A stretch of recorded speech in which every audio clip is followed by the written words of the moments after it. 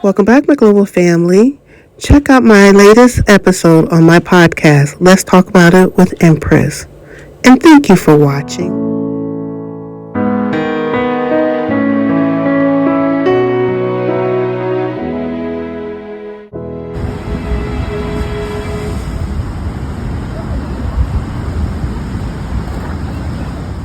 Hey family, welcome. This is your girl Empress. This is the Global Green Book. You are at my school, Catholic University. Maybe we'll do a quick tour. Today is graduation time. Make sure you like, subscribe, comment, talk to me, y'all. Talk to me. But hey family, so I'm at my alma mater, Catholic University. I came up here because I wanted to try to take care of some things that I owe before I head out. But while I'm here, they have built a lot of new memorials, and like, this is an expensive school. I think this is one of the most expensive schools in DC, and why I chose to go here, I don't know. But I do love it, because this school it was very instrumental in me deciding to take my Shahada and accepting Islam as a way of life.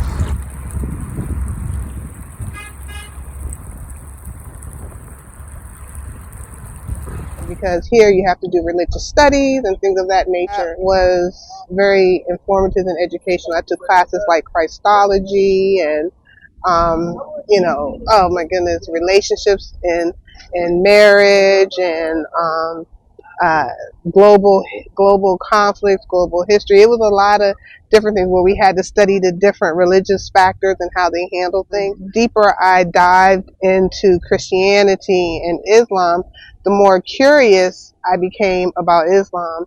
And so I have to say, thank you, Catholic University. You was instrumental in me finally taking that step from going from Orthodox Christian to Islam. Now, one of the things that, for me, myself personally, I don't get caught up in semantics and this and that, and, I'm a Muslim, I'm a Christian. I really want to get away from that. I'm just a child of God, but I do read the Quran. I do practice certain things that are in the Quran. I'm trying to get better at following it. But when it comes to, like, you're supposed to walk this way as a Muslima. You're supposed to dress this way as a Muslima. You're supposed to cover this way. I really don't care.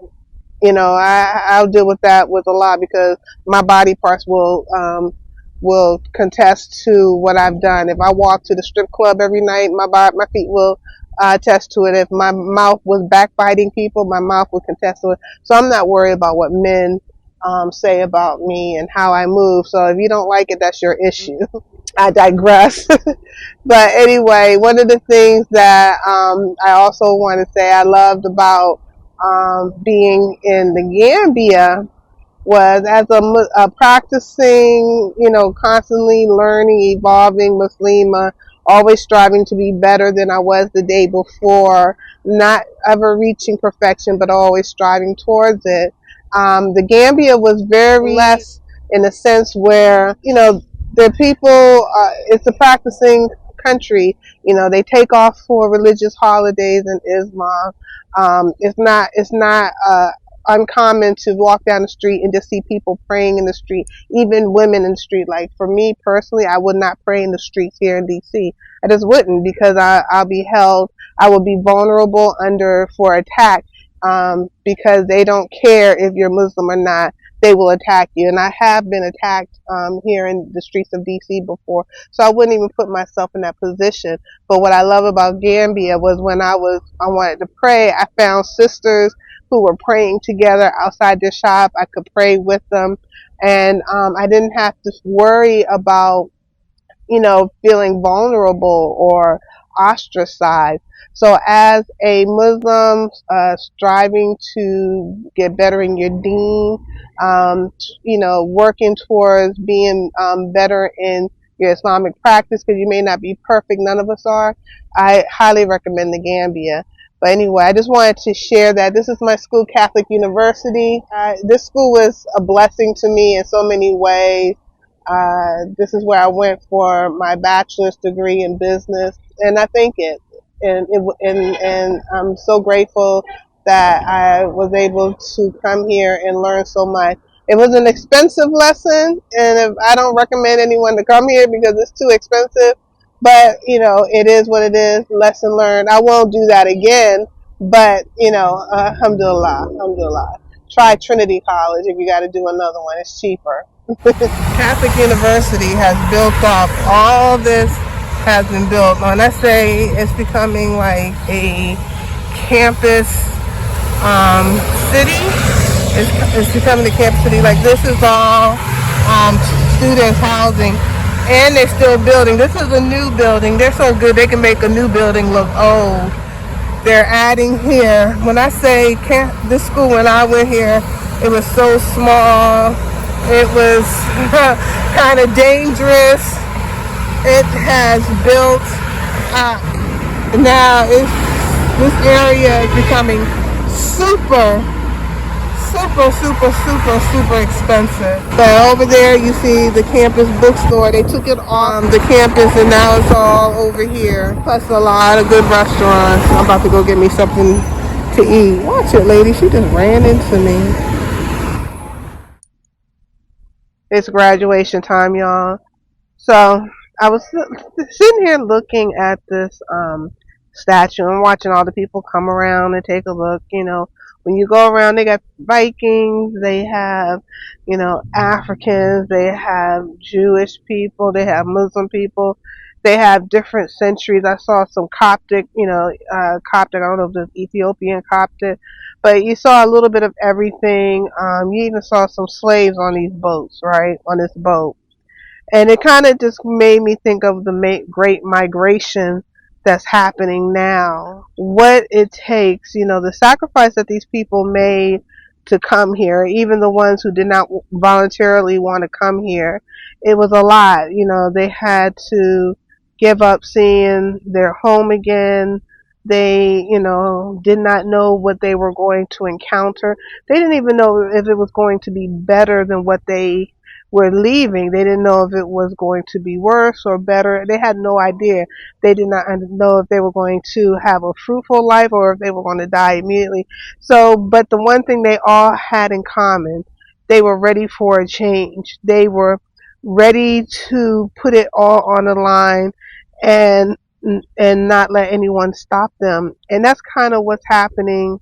Hold on, my phone is ringing. That is the church where all the graduations happen. Even government officials come here. It's a big, big, big Catholic church. The insurities back then was even more than what it is now. Now we have an idea, the expectation. You can visit and come back. You can prepare for it. So what's stopping you? What's stopping you to make that change? Because what I'm seeing in America, you don't have to move. But for me, like, don't sit here and complain about racism and, unfair practice for housing and salaries and all the things that, is happening now. The price gate gouging that they have for living. Like, you can't even live by yourself anymore because it's just so expensive. You have to live with people now. Like, what's stopping you? We know the lies that they told us about the African continent. We know now we have choices. We have 54 choices. So what's stopping you? It is your own limiting mindset. When I got off the plane in the Gambia, every time I get off the plane in Africa, it's like, it's a relief. The difference when I got off this plane this time in Africa, specifically in Gambia, it was like, this is going to be my new home. I need to learn everything I can about it, come home and work towards getting up out of here. So what's stopping me? What's hesitating me? And it's just familiarity. English is not my first language. It was stolen from me. So give me grace with the enunciation of words. It's familiar here. It's comfortable. You know how the system works. But just like they came over here and was able to figure it out, create new systems, bring what they were doing at home and elevate it, why can't you do the same thing? Why not? Why can't we bring what we know here, what is stopping us here, and taking it over there? And that's what my heart and my mind is telling me. That's what I'm going to do. You know, walking on that tar path, all I could think was, I have, I said, the world is going to open up to me. I felt the world opening up to me again. I was like, this is what people who leave their country for a better life, this is what they leave for. And there's nothing wrong with those people who are there and they can't see what they have. That's natural. They, you know, many of them come over here and they can flourish. They can flourish where we can't. So I'm not surprised that a lot of us are going over there and flourishing, and Africans come to America and flourish. Africans come to America and be like, why can't African Americans make it? Why can't they figure it out? And then, you know, we understand that, but we can't come over there and think the same thing, because unless you know there's something different, something better, if you don't understand that sometimes the grass isn't greener on the other side, you don't know until you try it out. But all I got to say is to my African brothers and sisters, when you come over here, don't get caught up in the matrix. Don't get caught up in bills. Don't get caught up in flashy things. Don't get caught up in the big houses, the car notes, the car insurance, the house notes. Don't get caught up in it. Don't get caught up in credit, because what's going to happen is you're going to end up spending your whole life paying it off. I know a lot of my friends who came over here, which is the trap I got caught in, was student loans. Student loans was my big trap in America, KKK. If I tell you the amount of money I owe, and I'm mad that I do, it is what it is. Excuse me. The amount of money that I owe in students loan is disturbing, but I'm like, I'm not going to stress it, because I know Allah is going to find a way for me to pay it off. You know, I had 3 children, they all went to college, and you know, this university here is, I have to say, it's about 60K. I think it's like 60K a year. You do the math. You do the math. Am I getting 60K worth of payback in my career? No. And that's okay, because it's a lesson learned. So don't get caught up in the student loans. They have grants. They have so many different kind of things that you can, and they have cheaper schools. There's much cheaper schools than this school. This school is prestigious, but is it worth it? No. For me, it's not. You can get a degree at a less expensive school and still follow your dreams. If it's in you to be progressive, excuse me, I just finished eating Busboys and Poets, and I'm fasting. I have until 6 p.m. to stop my fasting. Y'all, I lost 8 pounds so far, so mashallah. But anyway, so you know, being here, you know, right, I'm here trying to handle some business with my degree and what have you. That's why I came up here. So I said, let me talk about don't get caught in that trap. Don't get caught in the student loan. It's a trap here in America, KK, because that's the one thing in America you cannot be forgiven for. You be forgiven for all your other bills, but student loans, that's government money. So we have so much free money. We have scholarships. We have grants. Always make sure you try to get that free money to go to school here. Don't get caught up in the loan system, because that loan system is wicked. Wicked. Because you'll die in debt. You'll die in debt for sure. Okay. Yeah, this statue is very interesting. And I saw like the wings, the angels, you know, personally, in my opinion, and I gotta be careful, everybody that came on these boats over into America KK are not angels, because They're the ones that created American KKK because the only people that was here was the indigenous people, the African people, because Africans were traveling back and forth, settling here. The indigenous people, the Africans pretty much they say are the indigenous people of America because they traveled over here, settled over here, and stayed, and so when later on, when the others came, they were sending their criminals, they were sending their prostitutes, and these people are the ones who created the system that we have in place. They used the Quran because they did not have a good jurisprudence system in place to follow themselves. So they used the Quran, which was brought over by Africans to create our judicial system in America KK. They manipulated to for their benefits because even like the what's his name, George Washington, Honest George, whatever they call him, would cut the cherry tree, like whatever. He had the most slaves. He had so many slaves, and they say he was a horrible person. I've been to his home in Mount Vernon, and they still have like the plantation that was there for all his slaves. It's really disturbing. And these are the people they call our forefathers. We don't have to stay in a place that was created by these people and these systems are still in place to oppress us. We don't have to do it. I never would promote hate amongst any of my brothers and sisters, but we have to understand and know our history. And what is the push that's happening now is to eradicate our history, specifically African history in America, because it makes our counterpart uncomfortable. You won't see any of them like we're all the plantation owners, we're all the descendants of those. They won't own up that their parents were plantation owners. A lot of them will not own up to that because one, they don't want to pay reparations because their families owe reparations. People like Tiffany, they were Tiffany Company, Brooks Brothers, uh, and so many of them.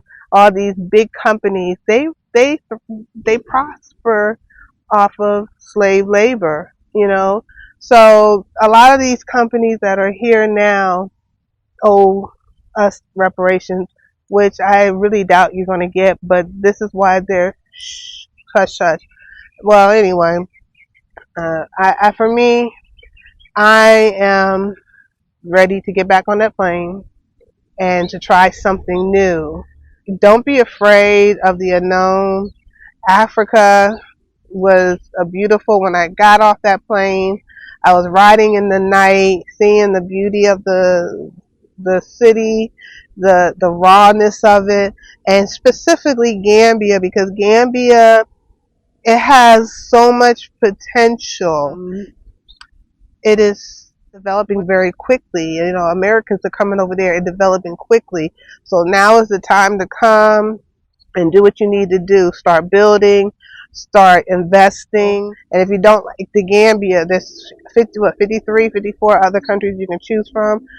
Find something, invest in black people, because I'm going to tell you, in 5 years, Africa is going to be on a different playing field.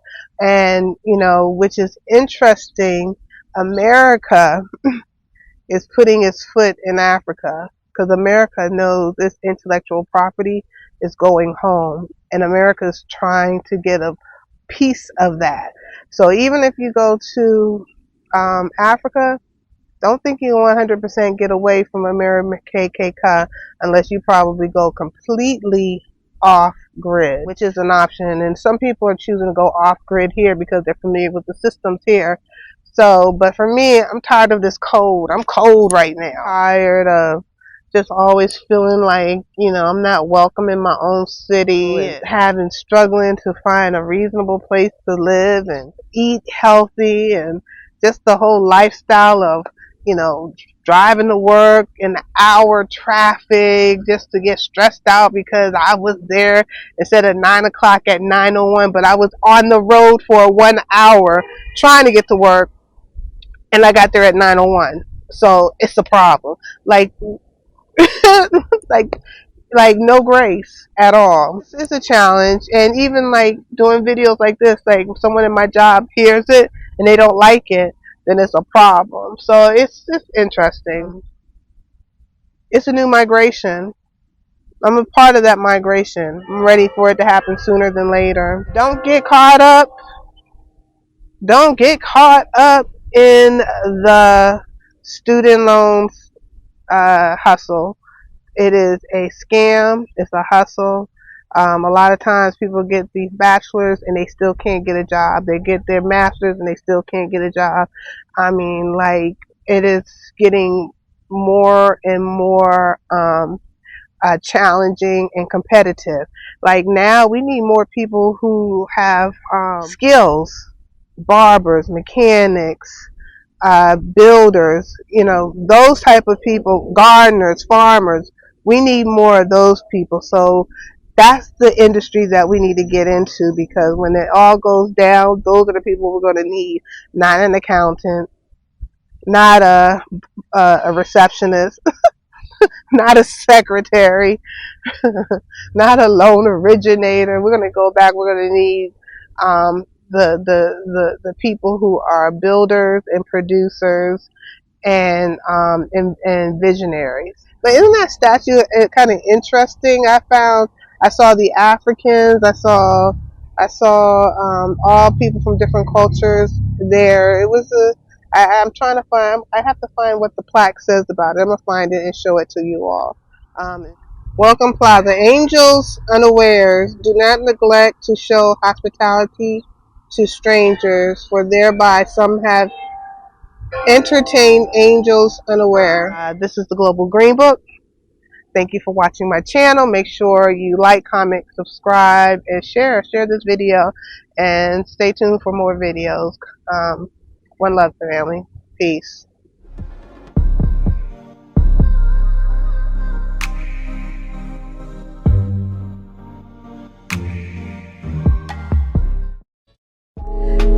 Thank you for your support.